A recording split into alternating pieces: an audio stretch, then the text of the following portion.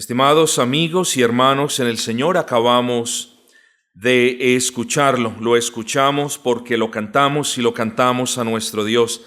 La promesa de Dios nunca fallará. Podemos decir sin temor a equivocarnos lo mismo, pero en plural. Las promesas de Dios nunca fallarán. Yo les pido que tengan eso en mente en los temas que comenzaremos en la noche de hoy. Quiero que ustedes me acompañen, abran sus Biblias en el Antiguo Testamento, libro de Proverbios capítulo número 29, Proverbios 29, y vamos a leer un versículo, Proverbios 29, 15. La vara y la corrección dan sabiduría, mas el muchacho consentido avergonzará a su madre. Hermanos, hoy entramos al sermón número 29. Este es el sermón número 29 de toda la serie de las esferas de interacción del creyente. Y el título de este sermón en particular es la crianza y la educación de los hijos. La crianza y educación de los hijos en su primera parte. Hemos hablado de las esferas de interacción a nivel general, hemos hablado de la esfera personal, de cómo nos relacionamos con Dios. Hemos hablado un poco de la esfera familiar, qué es una familia, qué constituye una familia. Hemos hablado lo suficiente, al menos creo yo, para los propósitos de estos estudios, del esposo, de la esposa. La semana pasada terminamos la tercera entrega acerca de la provisión en el hogar. Y hermanos, como estamos en búsqueda de esa cosmovisión cristiana, pues también tenemos que tocar el tema de nuestra familia, particularmente de nuestros hijos. El libro de Proverbios, sobra decir, es un libro sumamente hermoso, lleno de utilidad, lleno de consejos sumamente útiles, pero también sumamente prácticos, consejos que tocan nuestras vidas a diario en diferentes esferas. El versículo 15 del capítulo 29 no es la excepción a la regla. Si es mal leído, entonces vamos a ver ciertamente una desproporción entre el amor y la corrección o la disciplina, o la vara como la llamamos. Pero si es bien leído, entonces vamos a ver en este versículo que la vara, la corrección, es arte y parte de la crianza que nosotros le damos a los hijos. Vamos a hablar de ese proceso. Creo que ya lo tocamos en un tiempo atrás, pero vamos a volver a hablar en el sentido de qué viene antes de la vara, porque ningún padre va a honrar a Dios si piensa en la vara y no piensa en las responsabilidades que preceden esa vara. Ningún padre va a honrar a Dios si piensa, cuando el hijo comete una equivocación, en la vara o en la disciplina, si no piensa si antes en realidad él sí ha sido de ejemplo y sí le ha enseñado. Error es error, castigo debe ser castigo, pero nosotros vamos a tener en cuenta, hermanos, que nuestro testimonio o es de bendición en la crianza de nuestros hijos, o se puede convertir en la piedra de tropiezo más grande en la vida de nuestros hijos. Todas esas cositas las vamos a ver Dios mediante. Versículo 15 dice, la vara y la corrección dan sabiduría. ¿Dan sabiduría a quién? Bueno, a nuestros hijos. Muchas veces, hermanos, y esto lo sabemos por experiencia propia, que nosotros somos como mulos y como caballos, que no venimos al Señor a menos de que el Señor nos dé el freno y el cabestro, apriete las riendas. Es una realidad, y es una realidad, honestamente, que es indebatible, no solamente porque el Señor lo dice, sino porque nosotros mismos, nuestras conciencias así testifican. Bueno, hermanos, así también la debida corrección a los hijos. Hoy no vamos a hablar de estos asuntos, solamente les quiero proyectar un panorama general de lo que van a ser al menos los 3 siguientes estudios bíblicos. Como ustedes ven, vamos tocando todas las diferentes áreas que nos atañen como padres, como esposos, ustedes mujeres, como esposas y madres del hogar también. Pero mire lo que dice la segunda parte: mas el muchacho consentido avergonzará a su madre. No solamente a la madre, el muchacho consentido avergüenza tanto a padre como a madre. Y esto de consentido no hace referencia sino al hecho de que el muchacho a quien se le niega, el niño a quien se le niega el privilegio, porque es un privilegio de la corrección y de la disciplina, va creciendo no solamente para convertirse en deshonra para los padres y para el padre y para la madre, por supuesto, sino en deshonra para Dios y en deshonra para el avance del reino. ¿Por qué, mis hermanos? Muy sencillo, porque el mundo, a quien no le interesa el evangelio y a quien no le interesa su hijo y a quien no le interesa su hogar, se va a dar un gran bocado diciendo: y esos que son cristianos, mira el hijito cómo le salió.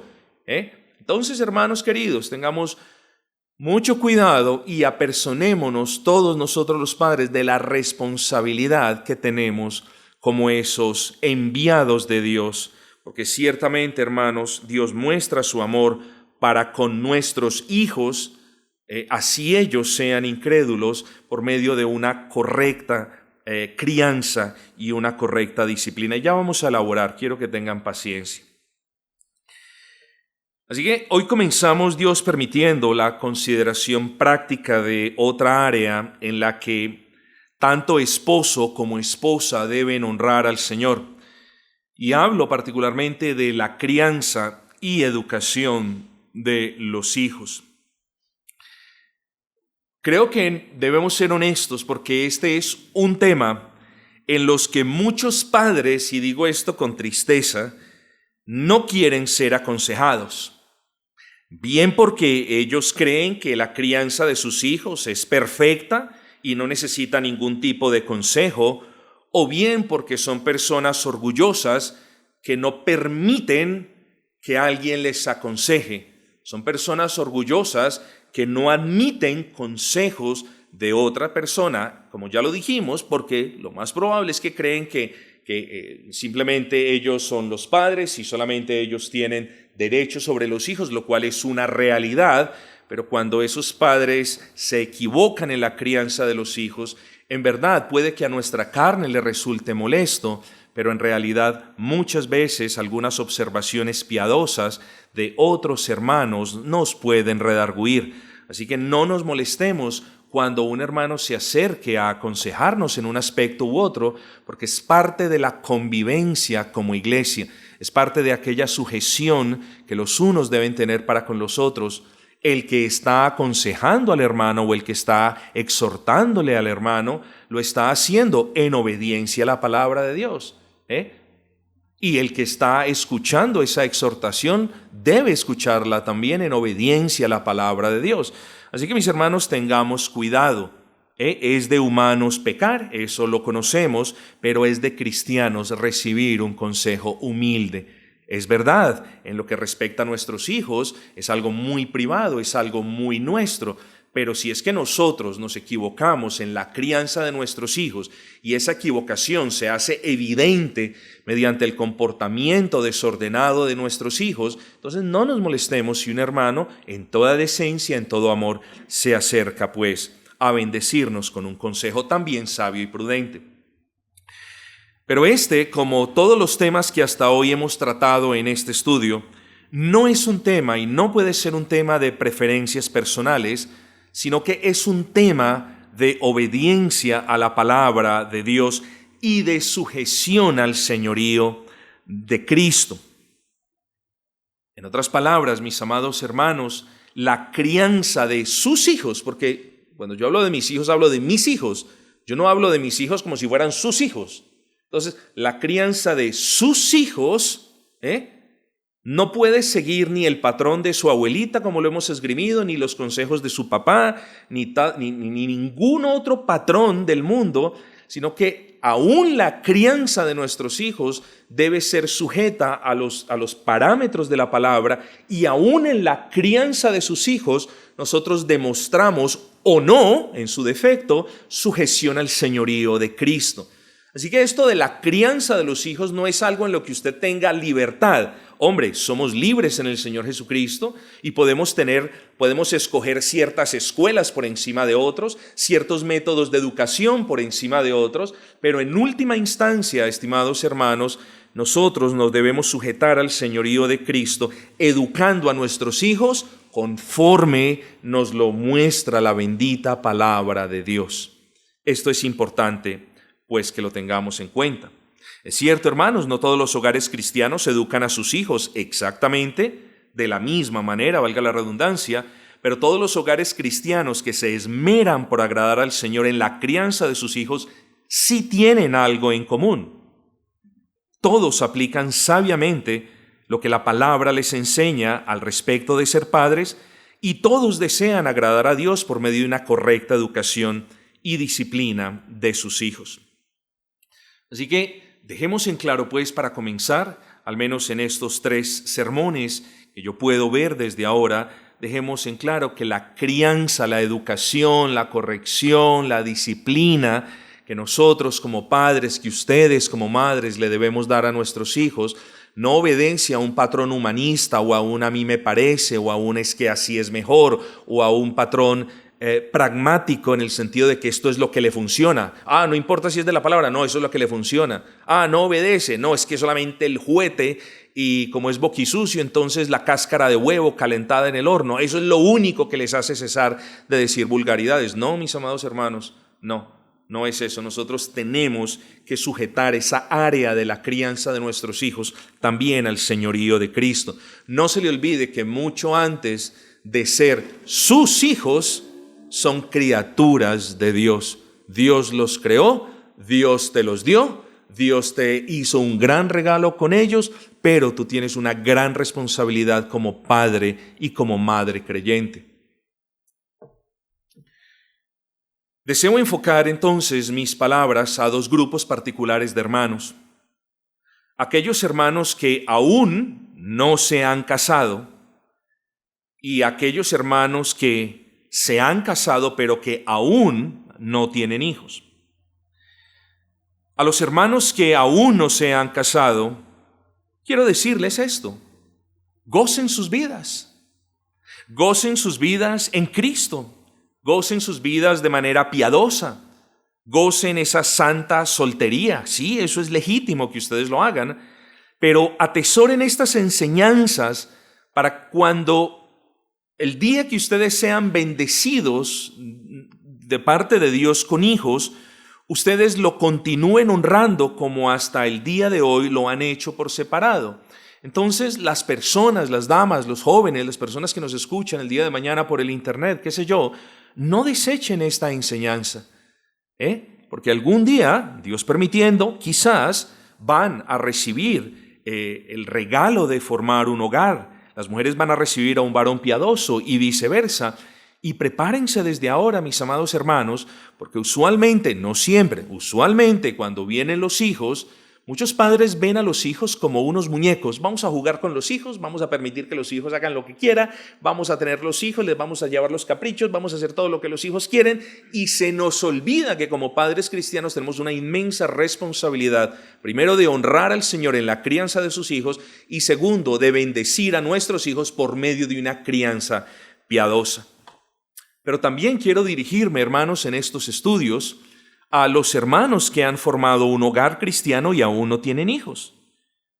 Y el deseo es que quiera el Señor que cuando esos hijos nazcan, o escuchen en esto, quiere el Señor que cuando esos hijos sean adoptados, el deseo de sus corazones sea el poner en la educación y crianza de esos hijos el mayor esfuerzo posible para bien de ellos, pero sobre todo para la alabanza de la gloria de Dios. Noten que he dicho cuando tengan los hijos o cuando adopten los hijos. ¿Puede un cristiano, puede un hogar cristiano adoptar a un hijo? Por supuesto que puede hacerlo. Y yo no diría que es más meritorio que tener un hijo, pero ciertamente demanda un poco más de gracia adoptar a un hijo que tener a un hijo. Para más información veamos cómo el Señor nos adoptó a nosotros, no siendo hijos de Él. Así que mis amados hermanos, Le hablo a todos los hermanos aquí en la iglesia.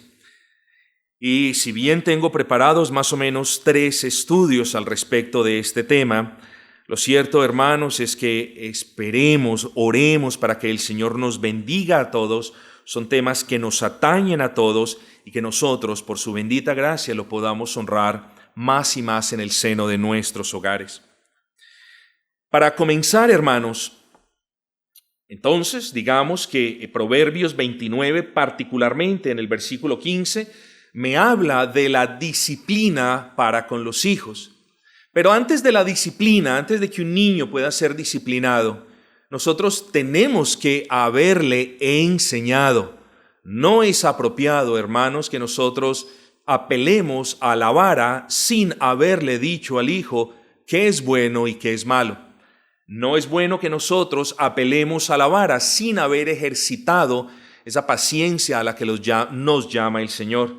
Entonces, hermanos, vamos a hablar de esa crianza y de educación de los hijos. Versículo 17, vuelve y juega. Dice, corrige a tu hijo y te dará descanso y dará alegría a tu alma.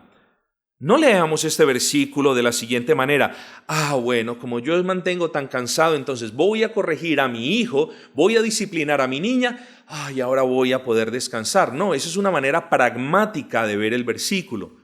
Nosotros somos llamados a tener paciencia con nuestros hijos, a enseñarle a nuestros hijos, a corregir a nuestros hijos, a disciplinar a nuestros hijos, pero no para evitarnos el trabajo porque estamos cansados, sino porque eso es lo que Dios nos ordena. Recordemos lo que hablamos los estudios pasados, mis amados hermanos, ¿cierto? Somos llamados a trabajar, no porque vamos a comprar esto o lo otro, sino porque en primera instancia Dios nos ordena a trabajar. Bueno, lo mismo aquí, hermanos. Dios nos bendice con hijos, claro está. Cada uno de ustedes, los que son padres, han tenido hijos por voluntad propia. No obstante, siguen siendo regalo de Dios, pero ustedes tienen, como lo decía ahora una hermana en la oración, ustedes tienen la obligación de responder delante de Dios por esa responsabilidad, valga la redundancia, que Él les ha dado. Ustedes tienen la obligación de responderle a Dios por los hijos que Él les ha dado. Piensen en un regalo que ustedes valoren, que ustedes aprecien, piensen en algo material que ustedes digan, no, qué bendición esto, y lo cuidan. Bueno, yo creo que sería una gran ofensa, una gran tristeza para la persona que le concede a usted ese regalo, que usted simplemente lo deje por ahí. Ciertamente eso nos ha pasado, al menos a mí me ha pasado. Regalo algo con mucho gozo, con mucho sacrificio, sin interés, pero veo que la persona no es cuidadoso con ese regalo o cuidadosa con ese regalo. Eso me da tristeza. Yo no se lo voy a quitar, pero me da mucha tristeza. No quiero que ahora llenemos de sentimientos nuestra meditación de nuestro buen Dios. Pero hermanos, cuánto más nuestro Dios, que nos ha dado estas bendiciones, cuánto más sería una desfachatez no honrarlo, obedeciendo y disciplinando, corrigiendo, pero antes enseñándole a nuestros hijos el camino a la cruz. No se les olvide, mis hermanos. Antes de hablar de hijos, yo quiero volver a tocar un tema de pasada, de manera sucinta, al respecto de la familia. Cuando nosotros, al menos en esta esfera familiar, cuando nosotros hablemos de familia, no estamos haciendo referencia a todas las posibles relaciones de parentesco que existan. Cuando nosotros en este contexto particular, a menos que yo les diga otra cosa, hablemos de familia, estamos hablando para propósitos de estos estudios de ese núcleo familiar compuesto primariamente por esposa, esposo y por los hijos cuando estos nazcan. Debemos recordar que al buscar la definición de familia en la Biblia, no es necesario que la Biblia nos envíe hacia un versículo y que en ese versículo encontremos familia, dícese del hermano, del cristiano, que no es necesario. Yo creo que la Escritura, y eso lo sabemos, es clara y es suficiente, tanto que no necesita apuntarnos hacia un versículo en particular para probar la existencia de una persona o cosa, como por ejemplo la Trinidad. No es necesario que en la Biblia exista un versículo que me hable de la Trinidad. ¿Por qué no es necesario? Porque en la Biblia, en diferentes versículos, nos habla tanto del Padre, tanto del Hijo, como del Espíritu Santo, y luego nos presentan a un Dios trino en todo su esplendor, en todo su trato con la humanidad. Entonces, hermanos, ¿cuál fue el primer hogar? Todos lo vimos. Fue el hogar de Adán y Eva. Es verdad, fueron un hogar. Antes de que hubieran incluso nacido Caín y Abel, fueron el primer hogar. Luego, Génesis 4:1 nos dice, yo se los leo, conoció Adán a su mujer Eva, la cual concibió y dio luz a Caín y dijo, por voluntad de Jehová he adquirido varón. Después dio a luz a su hermano Abel y Abel fue pastor de abejas y Caín fue labrador de la tierra.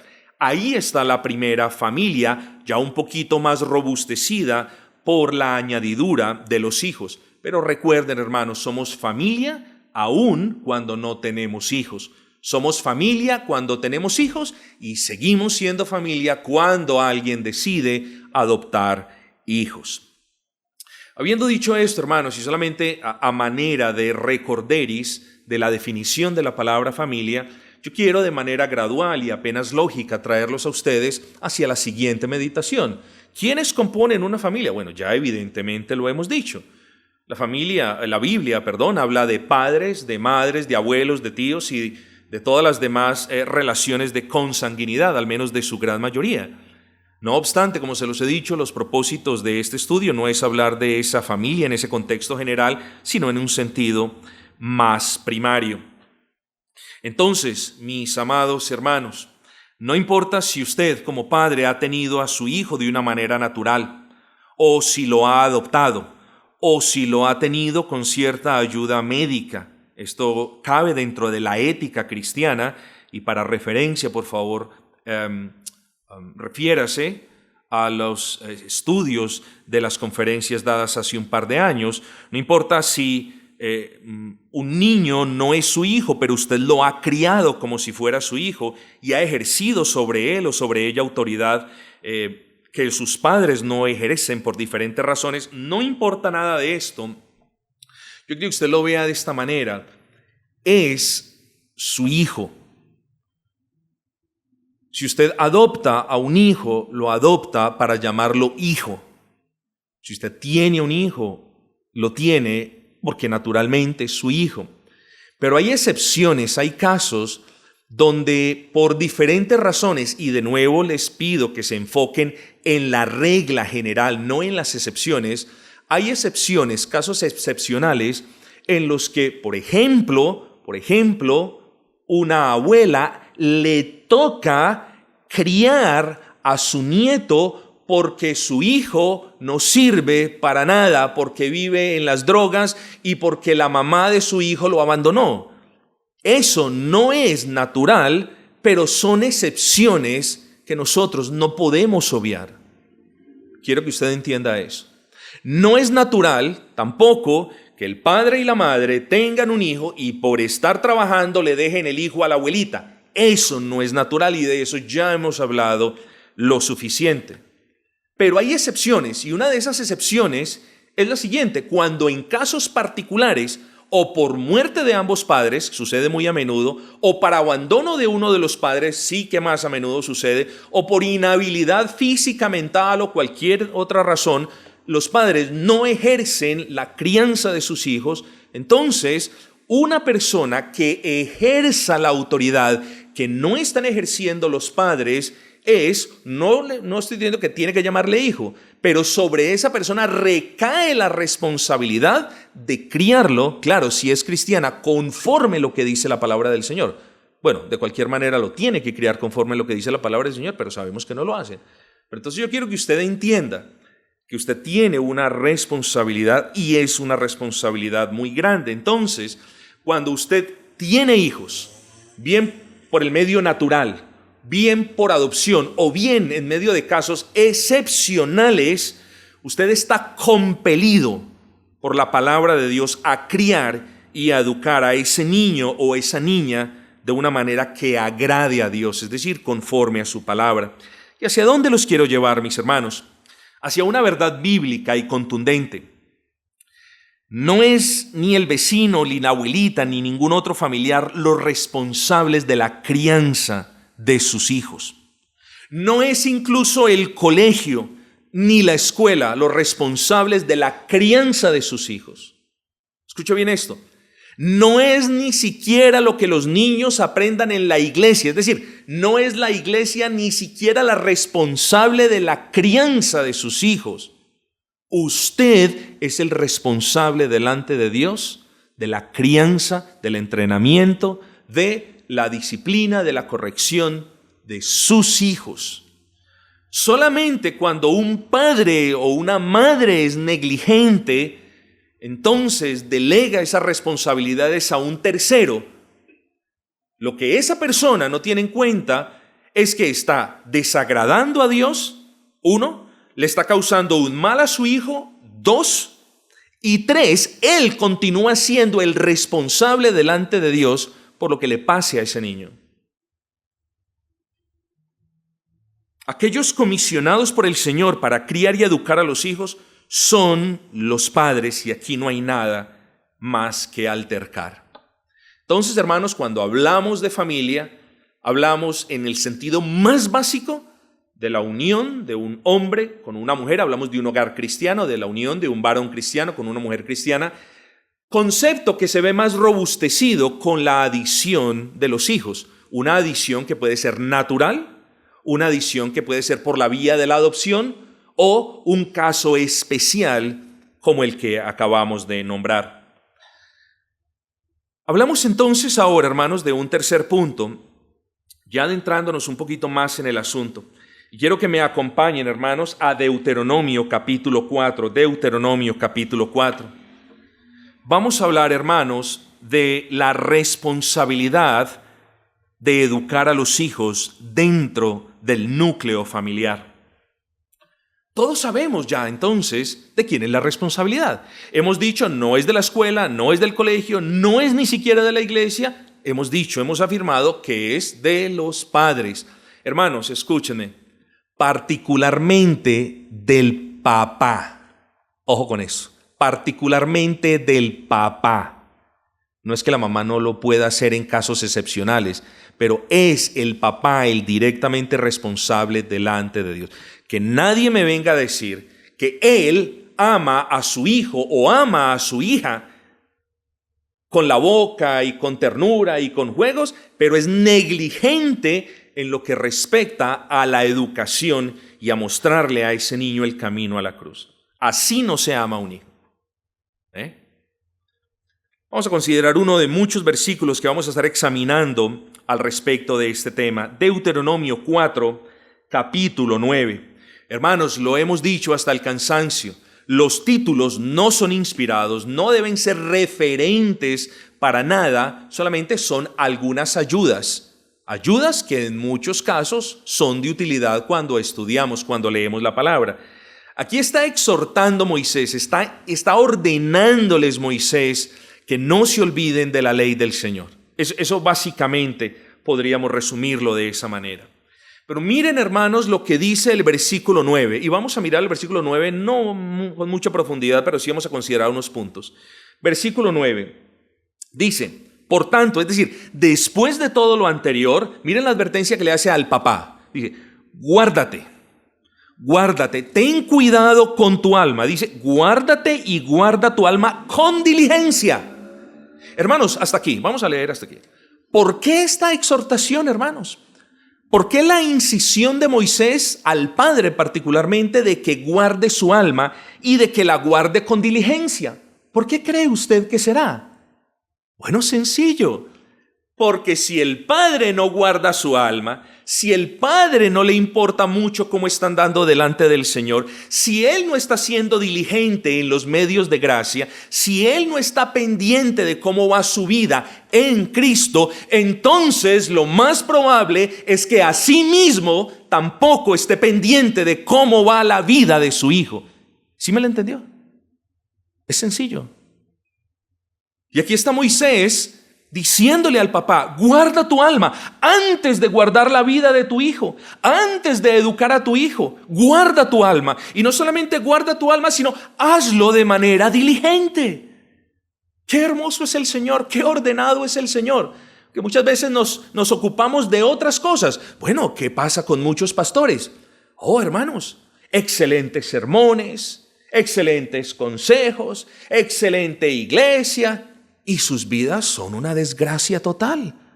Son personas que no oran, son personas apartadas del Señor en lo privado. Bueno, de la misma manera en que, como el ejemplo reciente es una inconsistencia, así también es una inconsistencia, diría yo, es una desfachatez, un papá que simplemente no guarde su alma, porque es muy probable que tampoco guarde el alma de su hijo. Guárdate, varón, guarda tu alma con diligencia, para que, se está dirigiendo a él, para que tú no te olvides de las cosas que tus ojos han visto, ni se aparten de tu corazón todos los días de tu vida. Hombre, ¿cómo podemos aplicar este versículo a nuestro tiempo, en nuestros días? Es como si el Señor le estuviese diciendo a cada padre: guarda tu alma, hazlo de manera diligente, para que no se te olvide lo que han visto tus ojos. De inmediatamente el cristiano dice: ¿pero qué han visto mis ojos? Tus ojos, padre cristiano, han visto la salvación de Jehová. Y es muy importante, hermanos, entonces que nosotros apliquemos este versículo a nosotros de una manera proporcionada y válida. Guarda tu alma con diligencia, porque si lo haces, entonces no te vas a olvidar de la salvación tan grande que Dios ha obrado en ti. Solamente cuando tú pones tus ojos en otras cosas, en otros asuntos, solamente cuando tú descuidas tu alma, entonces te vas a olvidar de la grandeza del Señor en ti, y por tanto es muy probable que también te olvides de la responsabilidad que como padre tienes delante del Señor por el alma de tu hijo. Entonces, hermanos, yo quiero ponerles una ilustración.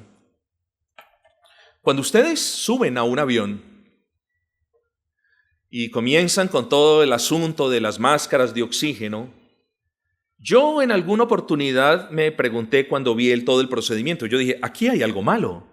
¿Cómo es posible esto?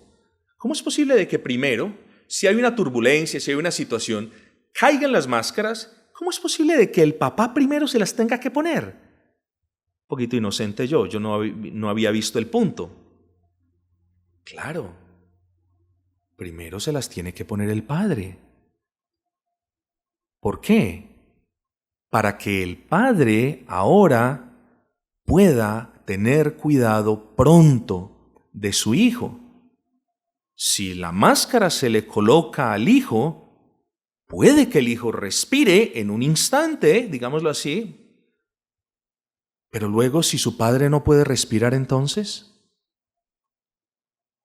tiene mucho sentido que la máscara primero sea puesta sobre el adulto para que pueda ayudar al hijo.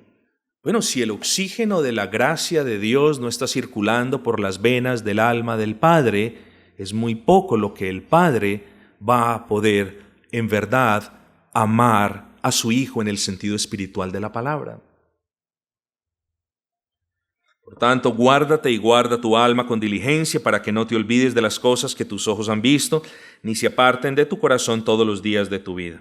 Dice: antes bien, es decir, además de hacer eso, ahora las enseñarás a tus hijos y a los hijos de tus hijos. Quiero que entienda esto: las enseñarás. Perdón. Es decir, el padre es comisionado directamente por Dios a que atesore las verdades de la ley de Dios, porque son esas verdades atesoradas las que él debe darle a sus hijos. Piensa en una herencia. Si usted no ahorra, y no es que sea partícipe de las herencias, es decir, de que el padre trabaje para dejarle todo al hijo, no, pero piensa en una herencia. Si no hay trabajo, no hay nada que dejar. Bueno, lo mismo está diciendo Moisés en un sentido figurativo en este caso. Si nosotros no tenemos nada de doctrina, si nosotros no tenemos amor por la ley, si nosotros no tenemos reverencia con el Señor, si nosotros no tenemos una vida cristiana estable, hermano, ¿qué le vamos a enseñar a nuestros hijos? Y aquí la comisión es: les enseñarás a tus hijos y a los hijos de tus hijos. ¿Qué, Señor? ¿Qué le voy a enseñar? La ley del Señor. Primariamente, la ley del Señor, mis amados hermanos. Y es una ley que el papá no estaba enseñándola de boca. Es una ley que el Señor le manda a atesorar primero en su corazón.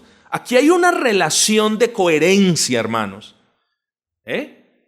Se los dije ahora, los padres somos los primeros llamados a dar un testimonio coherente a nuestros hijos.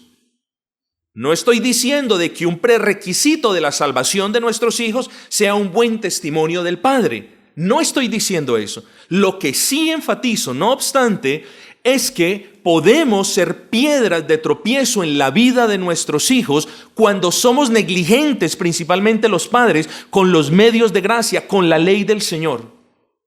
Así que sobre nosotros recae una gran responsabilidad, mis amados hermanos. Y yo creo que esto, entre muchas otras cosas, nos debe llevar a dar gracias por esa ayuda idónea que Dios nos ha dado. 3 cosas, hermanos, quiero resaltar simplemente para solidificar el punto. Es necesario tener un buen testimonio delante de los hijos a la hora de su crianza. Repito, es necesario que nuestro testimonio brille para la gloria del Señor en todo el tiempo en que estamos criando, enseñando, educando y corrigiendo a nuestros hijos. ¿Es verdad? Vivimos en un mundo donde se esconde tras señalamientos para evitar la justicia. Por ejemplo, suponga que un juez cometió un acto indebido. Entonces, al juez le traen una situación para que la juzgue y una de las personas que es juzgada dice: oiga, pero es que yo lo vi a usted robándose la otra vez un trozo de tela en tal almacén. Me estoy inventando cualquier cosa. La persona dice: usted no tiene derecho a juzgarme por eso. Y esa es la carta, ese es el as debajo de la manga que sacan muchas personas, estimados hermanos. Es verdad, un juez en particular debe ser un ejemplo, pero en el sentido estricto de la palabra, no nos podemos esconder en las falencias de terceros para evadir las responsabilidades que Dios nos da a nosotros. Si el juez no tiene un buen testimonio, sigue teniendo la autoridad de juez. Si el papá no tiene un buen testimonio, sigue teniendo la autoridad de padre. Lo que yo les digo, estimados hermanos, es a manera de consejo, a manera el sumo de la enseñanza, resumen de la enseñanza bíblica, es: cerciórense de su vida espiritual, de tener como madres o padres un buen testimonio.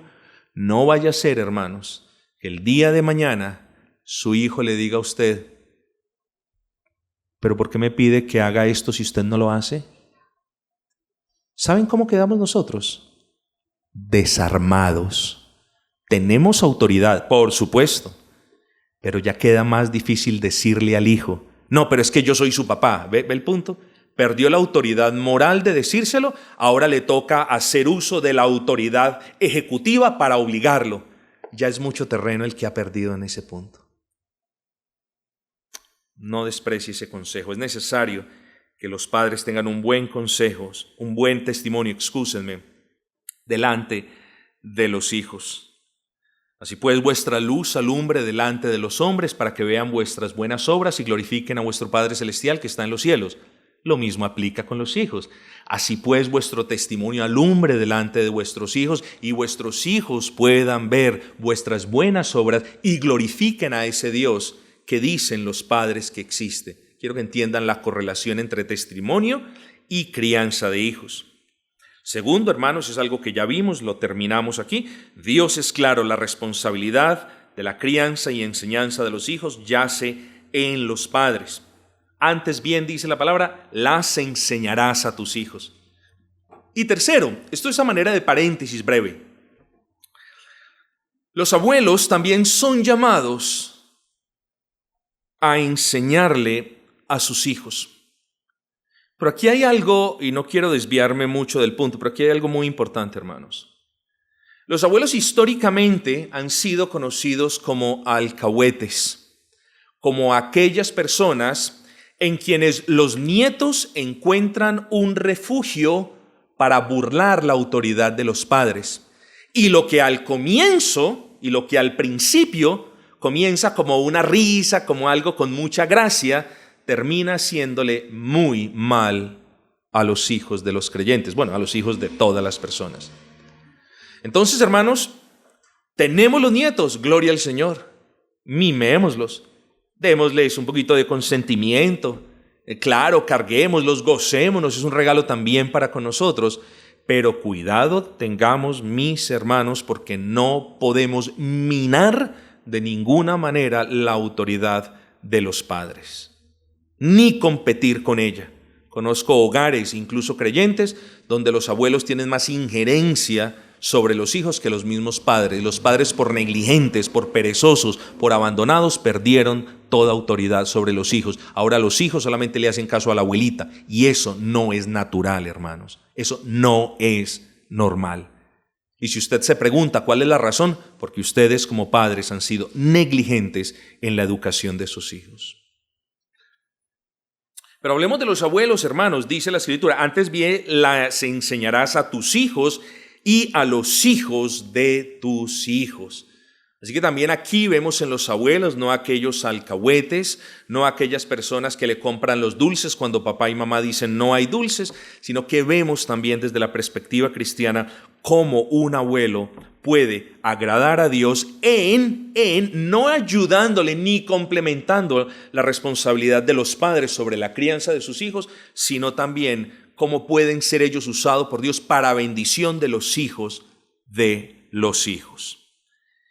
Vamos a considerar luego otros versículos, hermanos. Se me acabó el tiempo. Espero que esta brevísima, sucinta e introductoria meditación haya sido de utilidad. Sé y confío en el Señor que de alguna manera es de utilidad para todos los que somos padres.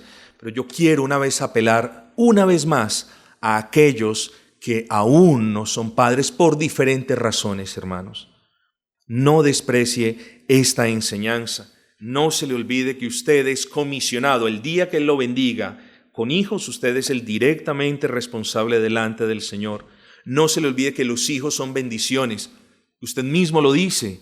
Las bendiciones hay que cuidarlas. Por las bendiciones se agradece. Bueno, ¿cuánto más los hijos, hermanos?